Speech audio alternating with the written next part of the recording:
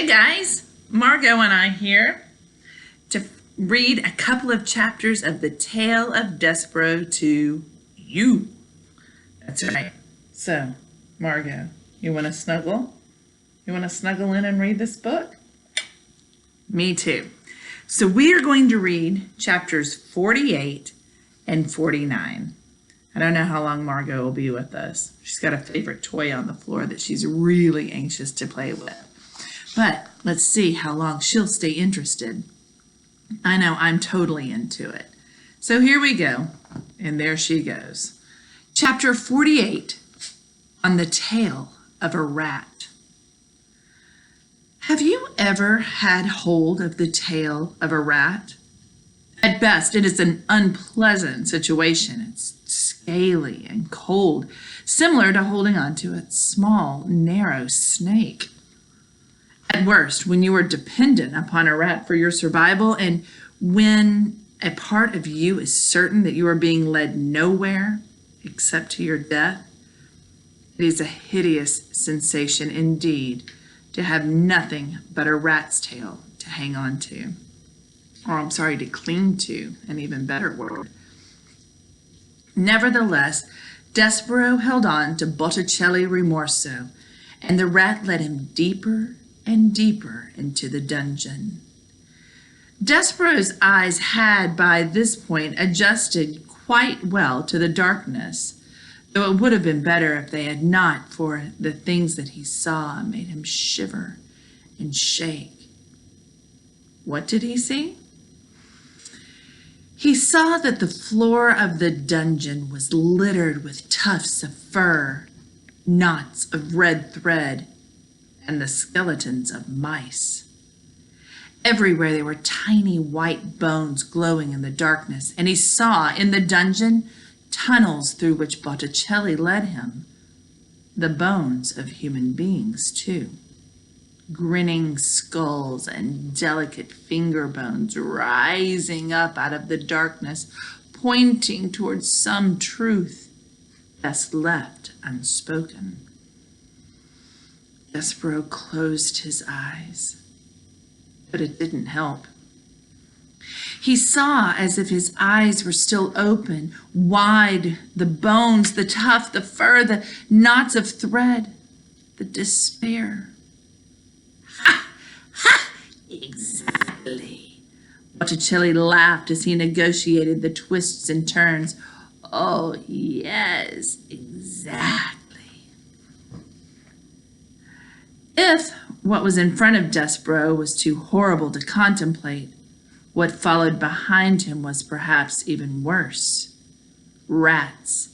A happy, hungry, vengeful parade of rats, their noses up in the air, sniffing, sniffing. Mouse! Sang out one rat joyfully. Oh, yes, mouse, agreed another. But something else, too. Soup, called out another rat. Yeah, soup, the others agreed. Blood, sang a rat. Blood, they all agreed together. And then they sang, here, mousie, mousie, mousie, mousie. Here, little mousie. Botticelli called out to the other rats. He's mine, he said. This little treasure is all mine, gentlemen and ladies. I beg you, do not infringe upon my discovery. Mr. Rimorso, said Despereaux. He turned and looked behind him and saw the rats, their red eyes and their smiling mouths. He closed his eyes again. He kept them closed. Mr. Rimorso, he shouted. Yes, said Botticelli. Mr. Rimorso, said Despereaux, and he was crying now. He couldn't help it. Please, the princess. Tears, shouted the rats. We smell tears, Mousie. Yes, we do. Please, shouted Despereaux. Little friend, said Botticelli. Little Despereaux Tilling. I promised you, and I will keep that promise. The rat stopped. Look ahead of you. What do you see? Despereaux opened his eyes. Light, he said. Exactly, said Botticelli. Light. Chapter 49, and our final chapter for today. Chapter 49, What do you want, Miggery Sow? Again, reader, we must go backward before we go forward. We must consider for a moment what had occurred with the rat and the serving girl and the princess down in the dungeon before Despereaux made his way to them. What happened was this. Roscuro led the Pea and Mig deep into the dungeon to a hidden chamber, and there he directed Mig to put the princess in chains. Oh, said Mig. She's going to have a hard time learning her lessons if she's all chained up like. Do as I say, said Roscuro. Maybe, said Mig, before I lock her up, her and me could switch outfits, so we could start in already with her being me and me being a princess. Oh, yes, said Roscuro. Certainly. A wonderful idea, Miss Miggery. Princess, take off your crown and give it to the serving girl. The Pea sighed. Do you see this dog? Hey, get out of here with that. I'm sorry. Back to the dungeon. Can you hear her? She's going berserk. Sorry for the distraction, guys. Princess, take off your crown and give it to the serving girl. The Pea sighed and took off her crown and handed it to Mig, and Mig put it on, and it slid immediately right down her small head and came to rest, ouch, quite painfully on her poor abused ears. Oh, it's a biggish thing, she said, and painful like. Well, well, said Roscuro. How do I look? Meg asked, smiling at him. Ridiculous! You look laughable. Meg stood, blinking back tears. You mean I don't look like a princess? She said to the rat. I mean, said Roscuro, you will never look like a princess, no matter how big a crown you put on your tiny head. You look exactly like the fool you are and always will be.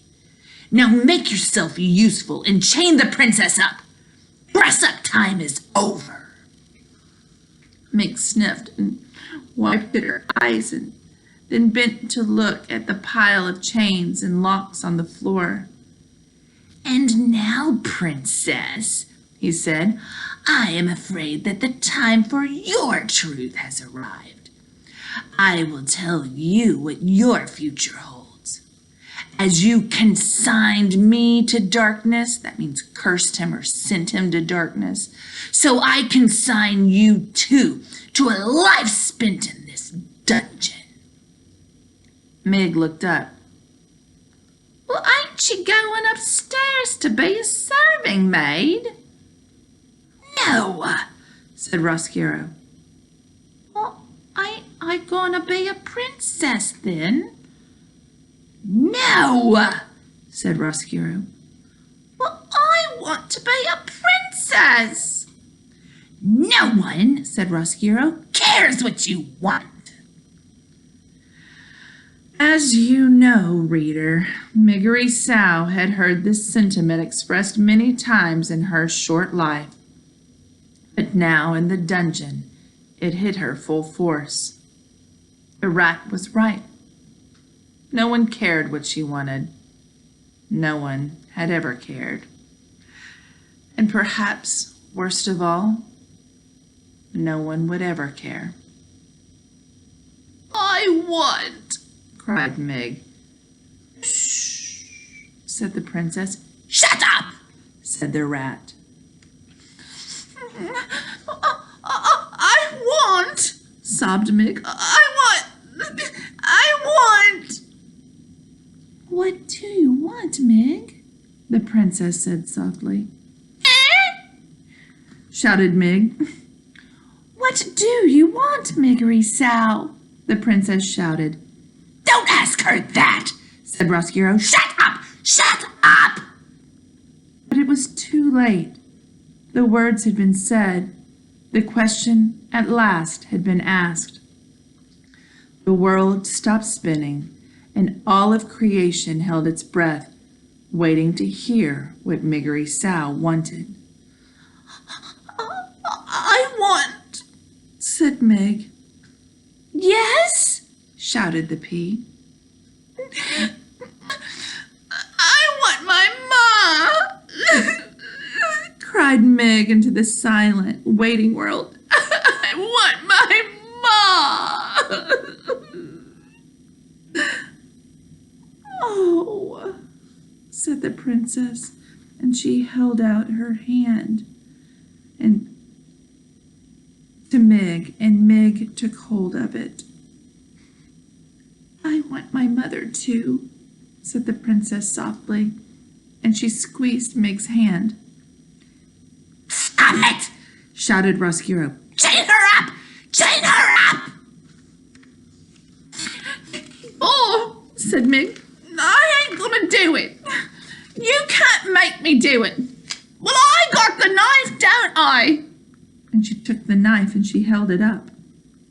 If you have any sense at all, said Roscuro, and I heartily doubt that you do, you will not use that instrument on me. Without me, you will never find your way out of the dungeon, and you will starve to death here. Or worse. "Go," said Mig. Then lead us out now, or I will chop you up into little rat bits. No, said Roscuro. The princess shall stay here in the darkness, and you, Mig, will stay with her. Well, I want to go upstairs, said Mig. Well, I am afraid that we are stuck here, Mig, shouted the princess, unless the rat has a change of heart and decides to lead us out. There will be no changes of heart, said Roscuro. None. "Oh," said Mig, and she lowered her knife. And so the rat and the princess and the serving girl sat together in the dungeon as, outside the castle, the sun rose and moved through the sky and sank to the earth, and again a night fell. They sat together until the candle had burned out and another one had to be lit. They sat together in the dungeon. They sat and sat. And reader, truthfully, they might be sitting there still if a mouse had not arrived. We will find out the conclusion of this most remarkable tale tomorrow. I hope you enjoyed this as much as I have. Now, let's get busy on our assignments, shall we? Hey, Margot, say goodbye.